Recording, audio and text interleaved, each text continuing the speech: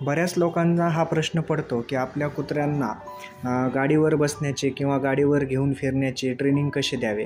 यासाठी एक खूप छान आणि छोटी अशी मस्त ट्रिक आहे जी तुम्ही वापरून तुमच्या कुत्र्यांना स्वतःला एकट्यालासुद्धा तुमच्यासोबत गाडीवर बसून फिरवू शकता आणि त्यामध्ये कुत्रा तुम्हाला त्रासही देणार नाही. परंतु ही ट्रिक्स कशी वापरावी, तर याची सुरुवात शक्यतो जेव्हा तुमचं कुत्र्याचं पिल्लू 2 ते 3 महिन्याचं होतं तेव्हापासून चालू करावी.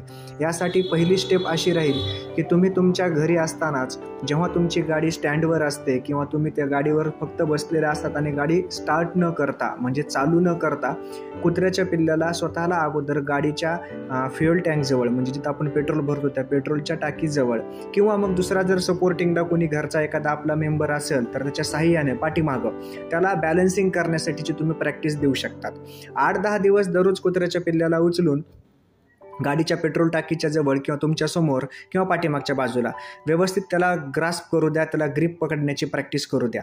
जेव्हा एकदा तुमचा डॉग तिथं सेटल झाला आणि त्याला एकट्याला देखील तिथं बसता येईल, त्यानंतर तुम्ही 10 दिवस 15 दिवस वेळ दिल्यानंतर गाडी जागेवरच चालू करून फक्त रेस करायची, म्हणजे फक्त ॲक्सेलेटर वाढवायचे आणि त्यावेळेस त्या कुत्र्याला व्हायब्रेशन जेव्हा जाणवल त्यावेळेस तिथून तो उडी मारण्याचा किंवा पळून जाण्याचा किंवा घाबरल्यासारखा करण्याचा प्रयत्न करल.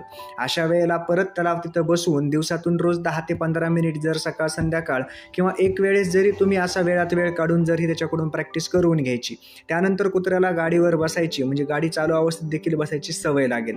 आता कुत्रा मध्येच उडी मारतो का हे पाहण्यासाठी थोडं घराच्या जवळच किंवा आसपासच्या मोकळ्या मैदानामध्ये तुम्ही गाडीवर बसून पहिल्या दुसऱ्या गिअरवर सावकाश गाडी चालवत कुत्रा तिथं व्यवस्थित बसतो का नाही ह्याची त्याला सवय लावावी लागेल. आणि जेव्हा तो एकदा तिथं व्यवस्थित बसायला लागला की त्यानंतर मात्र हा तुमचा प्रॉब्लेम सॉल्व्ह झाला. तुम्ही काही वेळा टेस्ट करण्यासाठी त्याला थोडं दूरवर देखील घेऊन जाऊ शकता. अशा प्रकारे जेव्हा तुम्ही ही सवय लावता, हा ट्रेनिंगचा भाग असतो, जेव्हा तुम्ही असं करता त्यावेळेस कुत्र्याला बरोबर गाडीवर बसायची सवय लागते आणि बाहेर कुठेही जाताना नंतर मग तुम्हाला ह्याचा त्रास नाही होणार. कारण बऱ्याचशा वेळेस काय असतं की कुत्र्याला घेऊन बाहेर फिरायचं असताना बऱ्याच लोकांकडे 4 व्हीलर नसतात किंवा मग इझिली ते अवेलेबल पण होत नसतात. दुसरी महत्त्वाची गोष्ट, ॲटो रिक्षाच पण अवेलेबल होऊ शकत नाहीत इमर्जन्सीच्या पिरियडला किंवा जर कुत्र्याला तुम्हाला एकट्यालाच बाहेर कुठे जायचं असेल त्यावेळेला.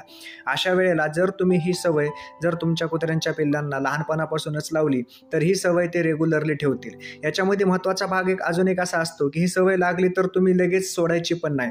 बऱ्याच वेळेस 8 दिवसाला 10 दिवसाला किंवा 2-4 दिवसाला सतत गॅप काढून कुत्र्यांना एक जवळच्या जवळ, जसं आपण लहान मूल हट्ट करतं की गाडीवर जेव्हा आपले त्याचे वडील वगैरे बाहेर जातात किंवा घरातील कोणती इतर मोठी माणसे बाहेर जातात गाडीवर बसून, तेव्हा ते मूल गाडीवर बसण्याचा हट्ट करतं आणि तुम्ही त्याला चक्कर मारून आणत असता गाडीवर. अशा प्रकारे जर तुम्ही त्या कुत्र्याला देखील जर ती चक्कर मारायची सवय लावली तर त्याला व्यवस्थित बसण्याची प्रॅक्टिस होईल आणि तो कुत्रा तुमच्यासोबत कितीही दूरपर्यंत गाडीवर बसून अगदी रस्त्यामध्ये न उडी मारता तो येऊ शकेल. बऱ्याच लोकांची अशी कंप्लेन आलेली असते की रस्त्यावर इतरत्र कुत्रे बघितल्यानंतर तो त्यांच्यावर भुंकून जातो किंवा उडी मारायची भीती वाटतो. त्यावेळेला तुम्ही बरोबर ती गाडी तिथं थांबवायची आणि कुत्र्याला तसं करण्यापासून परावृत्त करायचं. त्याला नो म्हणायचं, नाही म्हणायचं किंवा त्याला थोडं तिथं थांबून त्याला थोडं प्रोत्साहन द्यायचं की तुला गाडीच्या खाली नाही उतरायचं. अशा प्रकारची जर त्याला ट्रेनिंगची सवय लावली तर बरोबर तुमचा कुत्रा गाडीच्या खाली उतरणार नाही आणि कितीही दूरवर तुमच्यासोबत तो गाडी